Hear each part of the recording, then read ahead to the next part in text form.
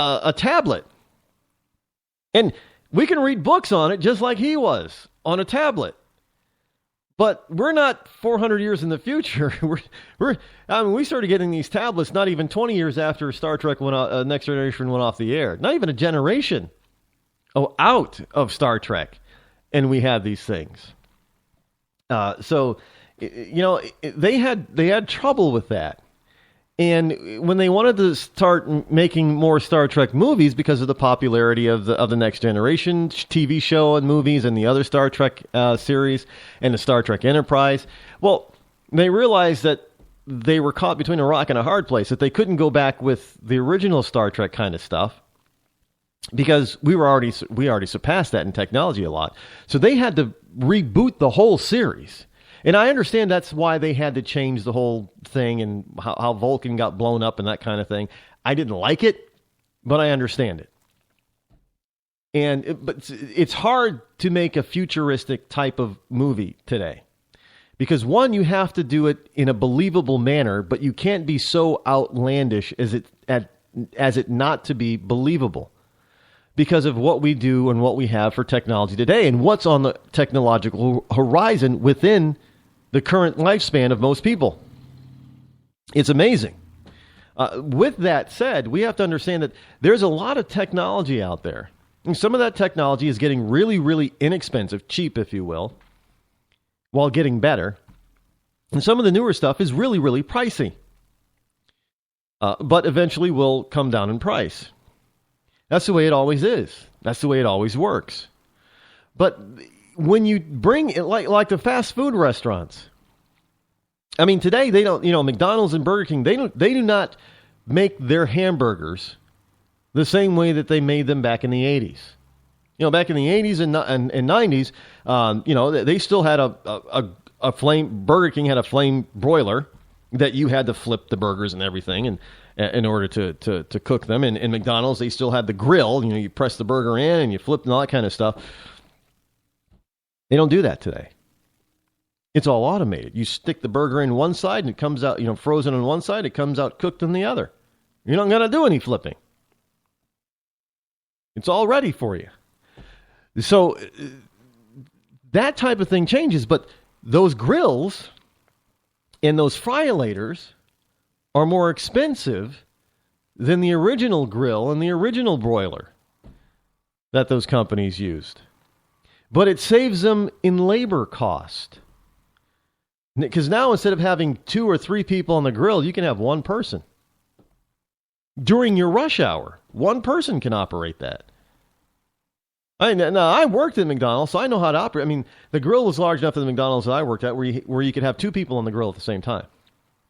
And not only did you have 2 people on the grill, but you also then had to have somebody on the buns. And the person on the buns was responsible for actually finishing off the burger. Because the burger would be cooked and the buns would be there, and they put the burger on the bun. So that was 3 people trying to put, a minimum of 3 people trying to put together burgers and the fish sandwich and the original chicken sandwich during rush hour. At least. There was probably more. And today, they can reduce that number by 1 or 2 people. It only takes one person to cook all the burgers. Not even that. Because the person who's putting the burgers together can also quickly load the hopper that cooks the burgers. So up front, there might be a cost. But in the long run, even in the short run, the business owner is going to save money in labor cost. That's probably the second most costly item in a business is their labor cost. And now you have the government that just wants to up that business's labor cost. Hey, you're going to pay more. So this is what's happening already because Seattle, Washington has this $15 per hour minimum wage increase that's coming into effect. And wait till you hear how they're doing it. Now, you want to talk about being discriminatory. Listen to this. A pizza shop is closing in response to Seattle minimum wage hike. And the story goes, it's written by a Barry Donegan. And the story goes, people like me are finding themselves in a tougher situation than ever, said a Seattle pizza shop employee, Devin Jaron. In comments to Fox Q13 Fox News earlier this month, Jaron was the recipient of a raise as Seattle's mandated minimum wage hike began to kick in, forcing large businesses with more than 500 employees and small business franchises to first begin paying employees $11 per hour starting this month, before requiring the wages to be set at $15 per hour by 2017. Now, small businesses without franchise relationships, in other words, true mom and pops, not franchise units, won't be allowed won't be forced to pay the $15 per hour in 2017. They will have until 2021. So if you're a franchisee, you may have, 15 employees in your shop, but the guy down the street who does exactly the same thing you do, but he doesn't franchise on his back, has the same 15 employees, you're going to have to pay your people $15 an hour by 2017. So between 2017 and 2021, you are behind. You're at a competitive disadvantage because the guy down the street who does not have a franchise on his back doesn't have to pay $15 an hour. So here's the deal. Now, though Jaron will receive a bigger paycheck until August, his paychecks will stop for good after that, as the small business Z Pizza franchise at which he works is set to close under pressure from the new minimum wage. Now, the franchisee's owner, Ritu Shah Burnham, described the efforts she's already taken to adopt to the phased-in increase of the new $11 per minimum per hour wage. I've let one person go since April 1st. I've cut others' hours since April 1st.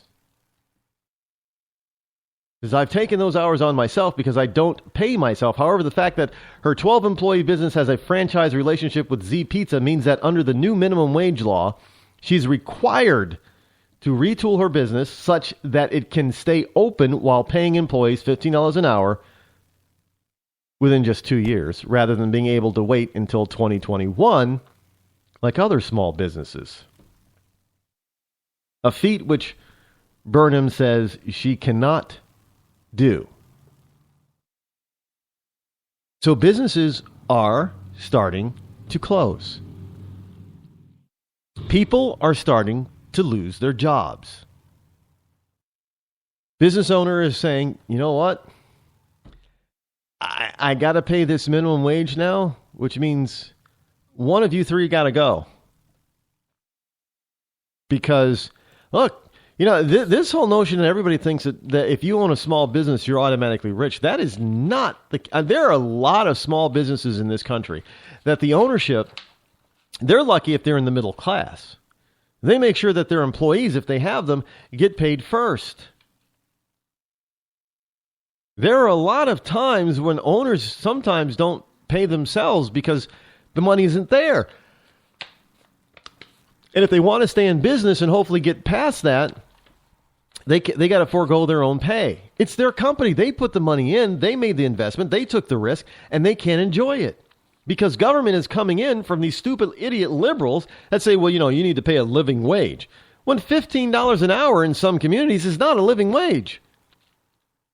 And let's face it, if you're unemployed, you don't have any wage.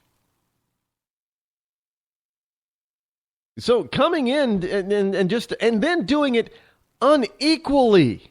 I mean, who but a liberal nut job that does not understand business would ever tell companies, well, one kind of company, you're going to have to suck it up and pay the minimum wage sooner than this other kind of company. Even though you're the same size, because you're part of a franchise, as if the franchise gives the owner money.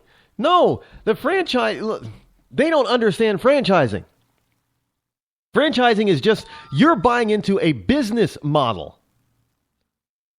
You're not getting money from the franchise. In fact, you're paying the franchise a lot. You know, in a lot of cases, it's a lot. You want to try to get a fast food franchise, you're going to pay up front. And then you're going to pay in monthly royalties. And let's face it, franchisors, you know, the big ones, they're you know, they don't want to wait for their cash. You know, you pony up that money, Jack. And if it means that you, the owner, don't get a paycheck that month, then, oh well. You don't. But, you know, so it's not as if, well, okay, now that he's a franchise, he's going to get more money because he's a franchisor is going to pay him. No, that's not the way it works. You, the franchisee, pay the franchisor. But the way they're trying to do this and say, well, because, well, if you're a franchise, you aggregate all these employees together, and there's more than 500 employees. But that's not the case either, because the franchise does not own the franchisor does not own the franchisee's business. It's a totally separate entity, separate owner. They don't own it. The mom and pop business owns it. So they're being punished because they saw an opportunity that they couldn't do on their own. So they found a franchise that could help them with a system and a method and a name, possibly a name, that would help ensure that give them a better chance of being a success. You know, instead of Ma and Pa's Pizza, oh, this woman probably thought, you know, I'm going to go with the franchise model, Z's Pizza, because they have a name. I've never heard of them, but, you know, maybe in Seattle, they're pretty big. Z's Pizza. Everybody knows Z's Pizza. And they have a particular business model that's been very successful. So if I go with their business model, I'll be successful. That's what you pay for when you join a franchise or when you buy a franchise. But Seattle is telling them, well, since you're part of the franchise, even though you're the same size as Ma and Pa Pizza down the street, they're going to get an unfair advantage over you for the next 4 years. Or for 4 years.